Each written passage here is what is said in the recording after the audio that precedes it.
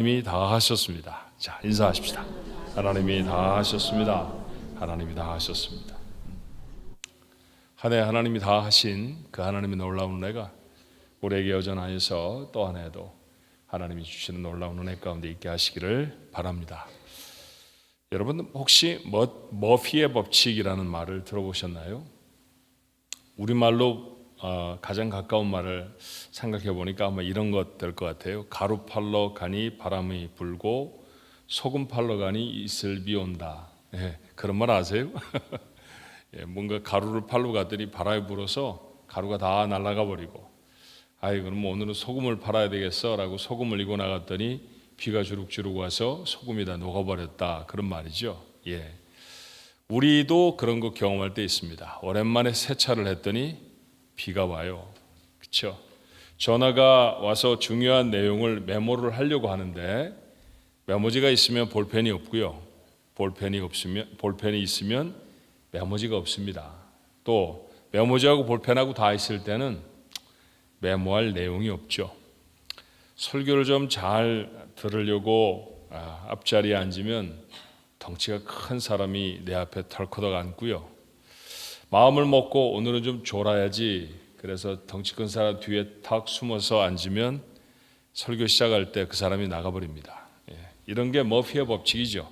일이 자꾸만 더 어려워진다라고 하는 것, 그걸 가리켜서 머피의 법칙 그렇게 말을 해요. 오늘 본문의 말씀, 여호수아와 이스라엘 백성이 지금 이 머피의 법칙 속에 있는 것 아닌가 하는 생각이 듭니다.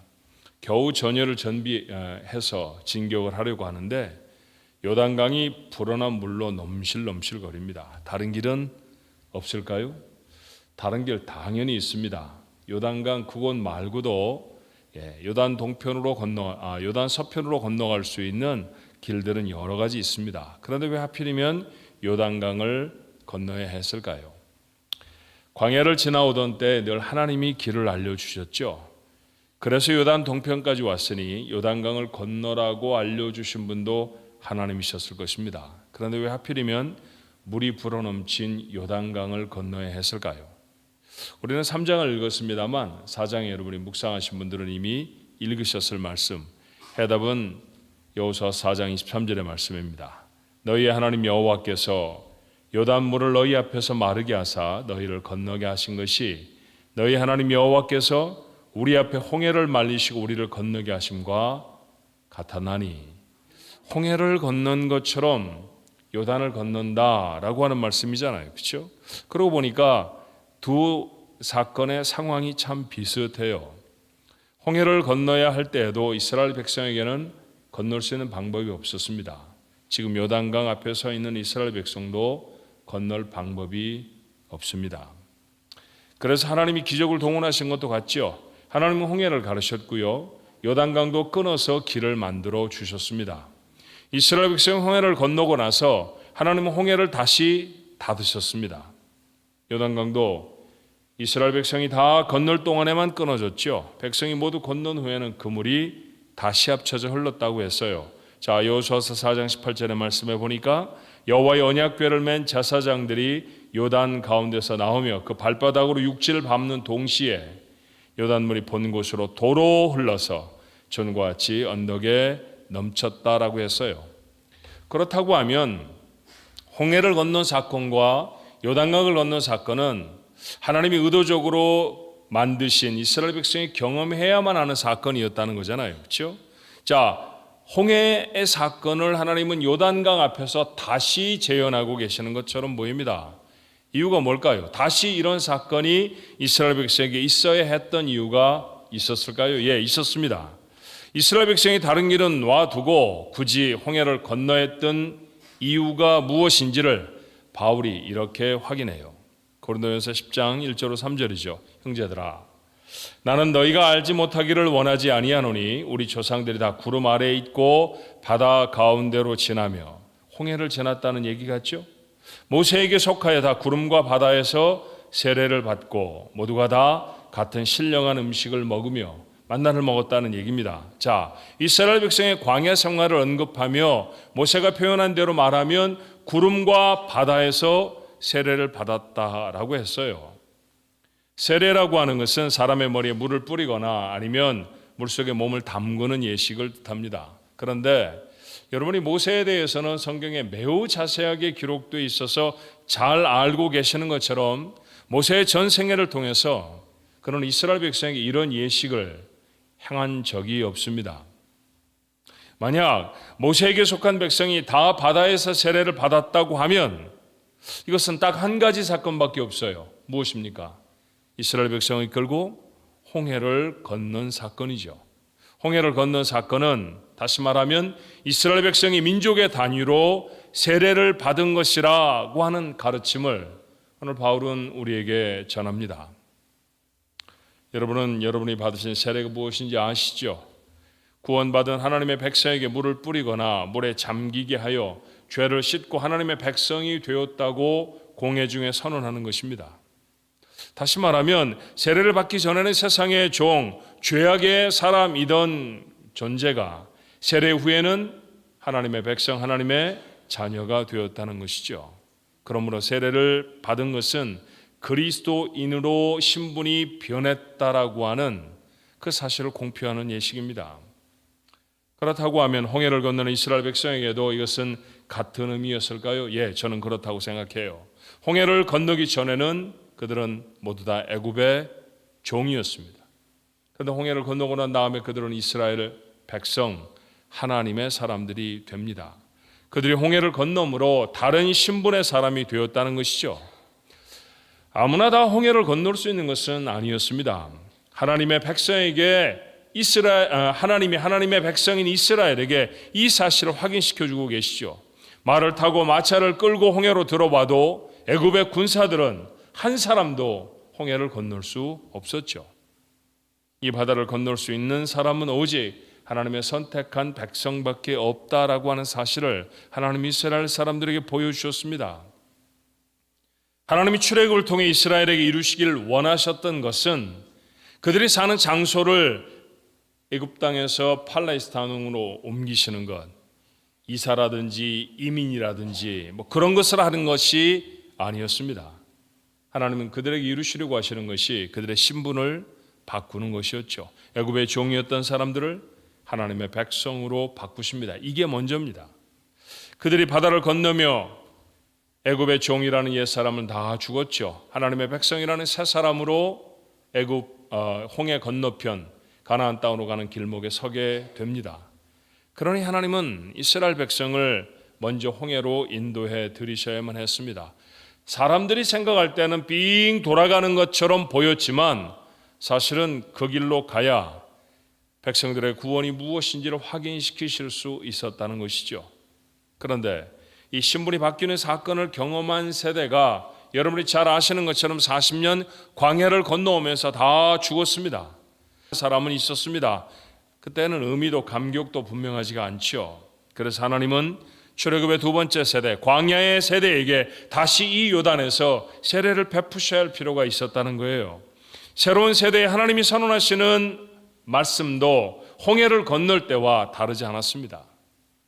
그들은 홍해의 옛사람을 내려놓고 하나님의 백성이라는 새로운 사람으로 건너왔던 것처럼 이 중요한 달라진 신분을 확인하기 위해 이스라엘 백성은 다시 한번 요단강을 건넙니다. 그들이 요단을 건너 얻을 땅은 하나님이 자기 백성에게 주신 땅이었어요. 그러니 그 땅을 차지하기 위해 먼저 그들에게 되어져야 할 일은 하나님의 백성이 되는 일, 하나님의 백성으로 신분이 바뀌어지는 것이어야 했습니다. 여호수아와 이스라엘 백성이 요단을 건너가며 해야 할 일이 무엇이었나요? 여러분이 읽으신 것처럼 전투잖아요. 싸움을 해야 합니다. 그 땅에 이미 살고 있는 사람들과 힘을 겨루어서 그들이 차지하고 있는 성읍을 뺏어야 하죠. 그러니 생명을 건 전투를 해야 합니다. 그들을 기다리고 있는 것은 장미꽃을 깔아놓은 대로가 아니죠. 생명을 건 어려운 싸움입니다. 우리에게도 마찬가지가 아닐까요? 예수를 믿고 나서 삶이 더 쉬워지는 것은 절대로 아닙니다. 어쩌면 더 어려움을 만날 수도 있어요. 우리는 왜 하필이면 이런 어려움을 당하는지 불평을 합니다. 예수를 믿었더니 일이 더 잘 되는 게 아니라 왜 이렇게 일이 어렵게 돼? 라고 볼멘 소리를 하는 사람도 있죠. 갑작스런 경제적인 어려움을 당하기도 하고요. 질병에 고통스러워하기도 하고 때로는 사랑하는 사람을 그들의 생명을 잃어버리기도 합니다. 해결되지 않을 것 같은 문제와 씨름을 하기도 하지요. 달라진 게 없습니다. 아니, 더 심해질 수도 있습니다. 정말 그럴까요? 근데 사실은 아니에요. 달라진 게 무엇입니까? 우리가 살고 있는 상황, 우리가 맞닥뜨린 문제는 하나도 달라지지 않았다 할지라도 그 문제를 바라보는 내가 달라졌죠. 그 문제를 관통하고 그 환경 속에 살아가는 내가 달라졌습니다. 나는 전에 세상의 사람이었는데 지금 그 문제를 맞닥뜨리고 있는 나는 이제부터 누굽니까? 하나님의 사람입니다. 싸움이 아무리 어려워도 이길 수 있을 것 같습니다. 왜요? 하나님이 내 편이시기 때문이죠. 오늘 여호수아가 했던 말로 우리가 아침 인사를 나누었던 것처럼 그래요. 이스라엘 백성은 싸워 이길 만한 싸움을 했고 그래서 이겼던 것이 아니었습니다. 여리고성은 그들보다 훨씬 큰 사람들이었고 훨씬 강력한 군대를 가지고 있던 사람들이었습니다. 그런데 이기잖아요. 까닭이 무엇이라고 여호수아가 말합니까? 하나님이 너희를 위하여 싸우셨다라고 말해요. 그래요. 하나님의 백성이 된 사람은 이제부터 자신에게 맞닥뜨려진 싸움을 자기가 하지 않습니다. 누가 합니까? 함께 하시는 하나님이 하십니다. 그래서 우리는 달라진 신분을 확인해야 할 필요가 있죠.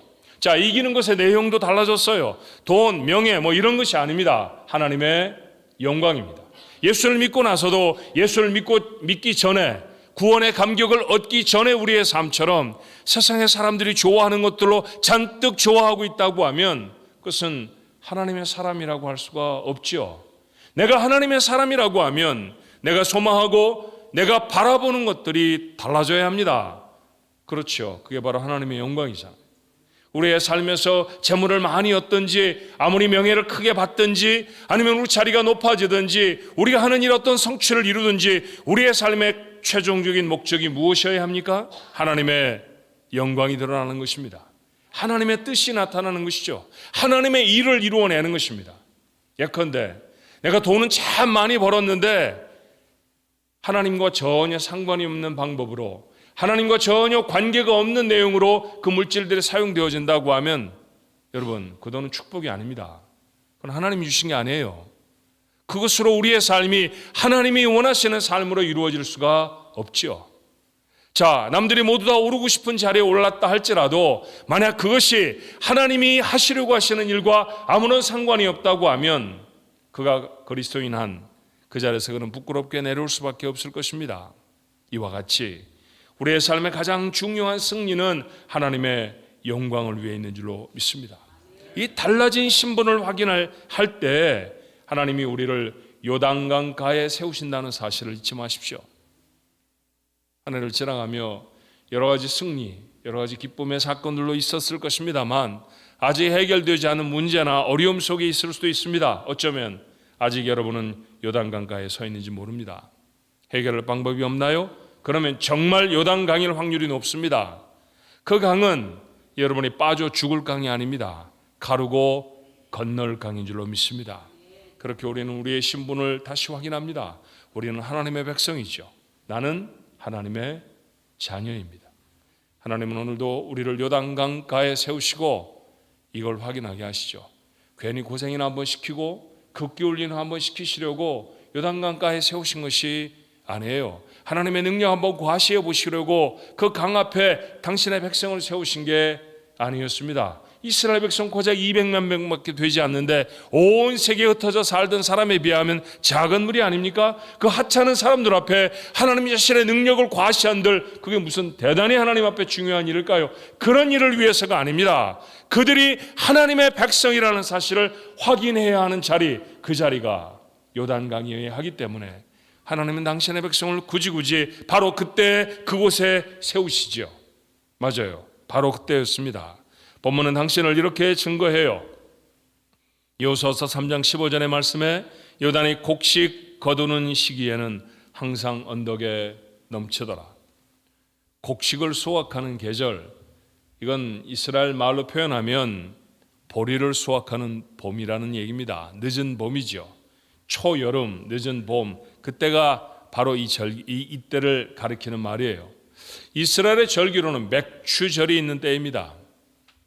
제가 이스라엘을 처음 방문했던 때가 2007년 5월 22일이었습니다. 마침 맥추절이 시작되는 날이었죠. 이틀 후에 이스라엘 백성이 건넜던 요단강가에 나가 보게 되었습니다. 날씨가 그곳에 사람들이 사용하는 온도계로 말하면 40도였어요. 우리 온도로 바꿔보니까 화씨 110도더라고요. 얼마나 더운지 땅은 지글지글 끓어오르고요.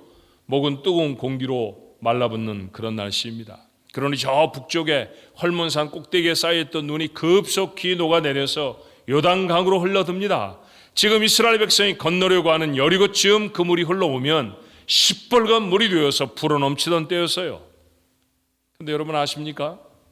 이스라엘에도 12월은 선선해지고요. 비도 간간히 내립니다. 물도 급격히 작아져서 개울물처럼 바뀌어지는 곳들도 있어요. 불과 7달만 기다리면 됩니다. 40년도 걸어왔잖아요. 요단강가에 세우시고 7달쯤 기다리지 못할 것 어디에 있습니까? 그런데 하나님은 하필이면 강은 불어넘치고 타는 듯이 더운 이때 건너라고 하십니다. 답이 뭘까요? 왜 하나님은 이때 건너라고 하실까요?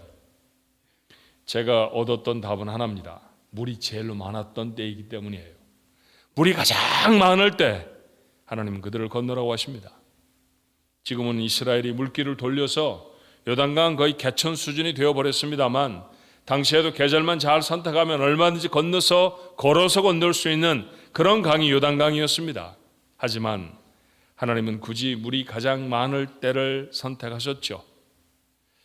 그때는 200만 명의 백성이 요단을 건널 방법이 없습니다. 배를 대도 건너갈 수가 없어요. 사람에게 방법이 없을 때 의지해야 할 것은 무엇인가요? 하나님의 능력입니다. 아무도 알 수 없는 방법으로 하나님은 이스라엘 백성에게 요단을 건너게 하시죠.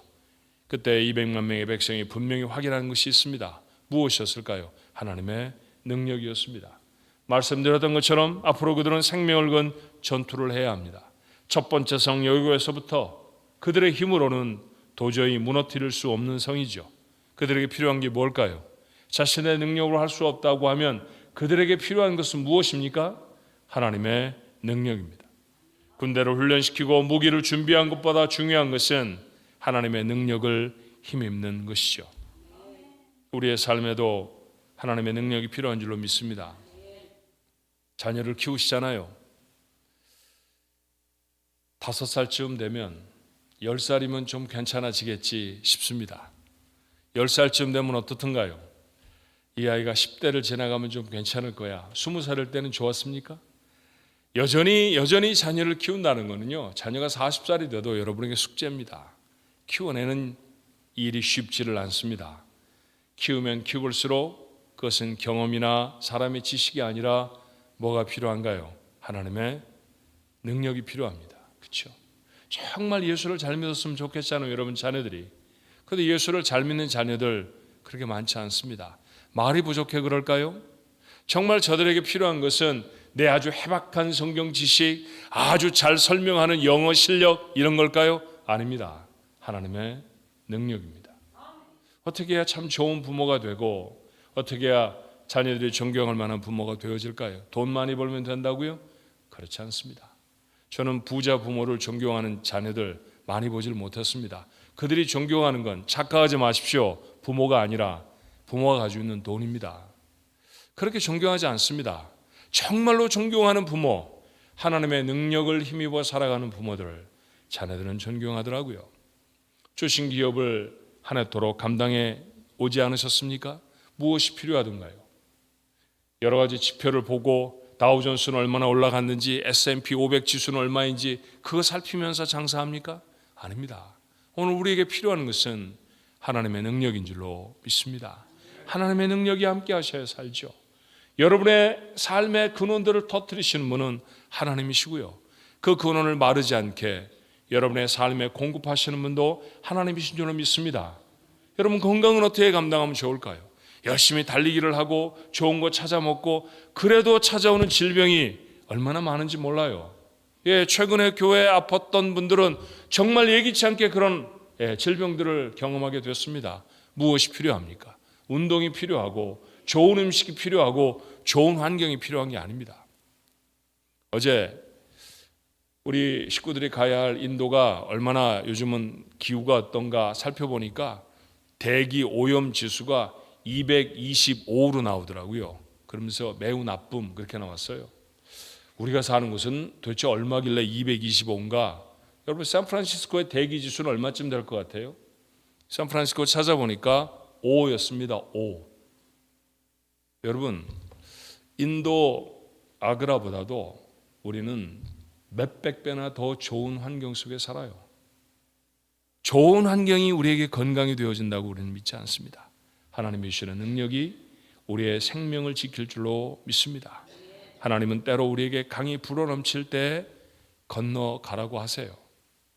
우리는 종종 말하죠. 하나님 왜 하필이면 이때예요? 그렇게 불평하지 않도록 하십시다. 하나님은 우리에게 요구하시는 게 하나 있습니다. 무엇입니까? 하나님의 능력을 소원하라는 말씀이죠. 무슨 일이 잘 안 되면 힘들고 어려워하라는 게 아니라 주저앉아서 짜증을 내라는 게 아니라 사람들에게 원망을 하라는 게 아니라 까닭 없는 죄책감을 마음에 담으라는 게 아니라 하나님 도와주세요. 하나님의 능력을 구하라는 말씀에 다름이 아닌 줄로 믿습니다. 정말 우리에게 필요한 것이 하나님이라고 하는 사실 그것 확인하도록 하나님은 불어넘친 요단강가에 우리를 세우십니다. 하나님의 능력이 여러분의 삶에 필요하다는 사실을 여러분은 믿으십니까? 그렇다고 하면 어떻게 이 능력을 힘입는지도 알아야죠. 오늘 본문의 말씀은 친절해도 그 방법도 가르쳐 주죠. 하나님은 여호수아를 통해 이렇게 명령하셨어요. 13절입니다.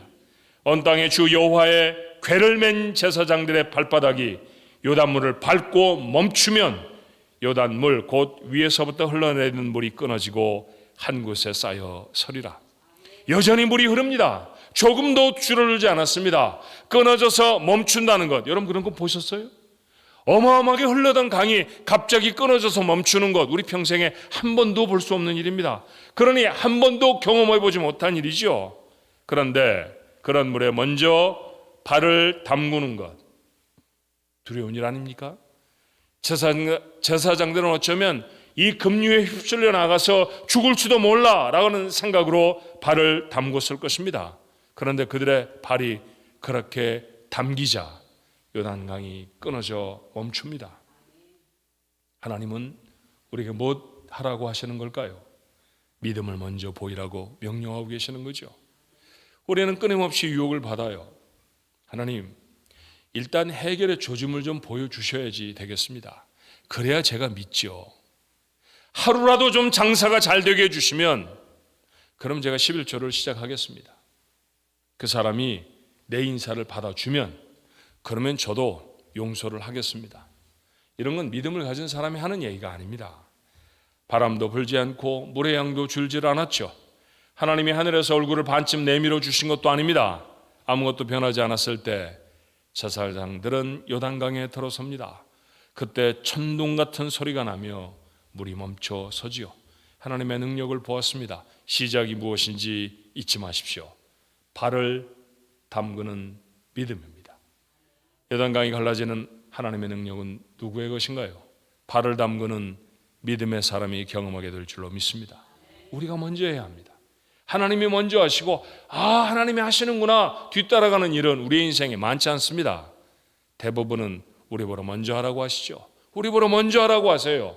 그러면 하나님의 능력을 알게 됩니다. 아무것도 해결되지 않았을 때 믿음의 한 걸음을 내디디십시오. 그러면 하나님의 능력을 경험하게 될 줄로 믿습니다. 상황이 다 해결이 되어야 그때부터 열심히 믿겠습니다라는 얘기는 바꿔 말하면 이런 얘기입니다. 죽을 때까지 나는 열심히 안 믿을 겁니다. 그렇죠. 똑같은 얘기예요. 전혀 다르지 않습니다. 아무것도 변하지 않아도 새해에는 더 분명하게 하나님을 향해 나아가겠습니다. 새해에는 하나님 내 상황이 어렵고 힘들어도 하나님이 원하시는 믿음의 한 걸음을 내딛겠습니다. 그 다짐이 그 간절함이 여러분 마음에 담겨져 있을 때 그것이 여러분의 삶을 통해 나타나질 때 그때 요단강은 갈라지죠.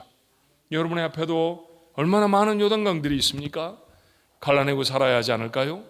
새해에는 그 강들이 갈라지고 승리했던 경험들이 여러분의 삶을 통해 세상에 간증될 수 있게 되는 축복의 삶을 살게 되기를 주님의 이름으로 축원합니다. 믿음의 걸음이죠. 믿음의 한 걸음을 떼놓는 자가 그 놀라운 사건을 경험할 줄로 믿습니다. 어떤 삶을 살고 계세요? 하늘 일마다 뒤틀리는 머피의 세계에서 살고 계십니까? 하나님 도대체 나한테 왜 이러세요? 라고 질문하고 계신가요? 오늘 본문으로 하나님이 여러분에게 대답하십니다. 하나님은 때로 우리를 범람한 요단강가에 세우시죠. 건너가야 합니다. 아니, 반드시 건널 것입니다. 요단강은 내 신분이 하나님의 백성임을 확인하는 교과서예요. 풀어넘친 강은 하나님의 능력만 신뢰하게 합니다. 조심스레 내딛는 내 작은 한 걸음이 그 어마어마한 강을 끊어내는 기적을 이루어낼 줄로 믿습니다. 내가 하나님의 백성이라는 사실을 잊지 마십시오. 하나님은 이미 하나님의 백성을 건지시고 도와주실 능력을 준비하셨습니다. 믿음으로 그 능력을 체험하고 요단강을 마른 땅으로 건너가는 축복의 삶, 2026년에 여러분의 삶이 되시기를 주님의 이름으로 축원합니다. 기도하겠습니다. 한 해를 하나님의 은혜 가운데 살았습니다. 도와주신 은혜와 복을 하나님 앞에 감사와 영광으로 돌립니다. 하지만 돌아보니 하나님 앞에 부끄러운 것도 참 많았습니다. 우리 앞에 요단강이 가로막을 때 얼마나 많이 걸음을 되돌렸는지 모릅니다. 이 길이 아닌가 봐 라고 돌아설 때가 주님 얼마나 많았는지, 그 자리야말로 내가 하나님의 사람이라는 사실을, 내 믿음으로 하나님의 기적을 경험해야 할 순간임을 하나님 아버지 몰랐습니다. 놓쳐버렸습니다. 이스라엘 백성이 불어넘친 요단강을 건넙니다. 믿음으로 건넙니다. 하나님, 이 놀라운 믿음이 우리 것 되게 하시고 어려움 앞에 세우실 때마다 내가 하나님의 자녀라는 사실을, 내가 구원받은 주의 백성이라는 것, 그거 확인하는 귀하고 복된 기회가 되도록 축복해 주옵소서. 놓쳐버린 복이 있다고 하면 새해에는 우리의 삶에 꼭 담아내게 하시고 우리 가족들 모두가 다 저들의 삶에 아버지 하나님 다가온 요단강들을 가르고 건너내는 기적의 사람들이 되도록 축복해 주옵소서. 더 믿음으로 살겠습니다. 더 귀한 결단으로 하나님 앞에 서겠습니다. 그 믿음을 더하여 주시고 그 믿음에 역사하여 주옵소서. 예수님의 이름으로 간절히 기도하옵나이다. 아멘. 우리 하나님 앞에 준비한 예물 드립니다.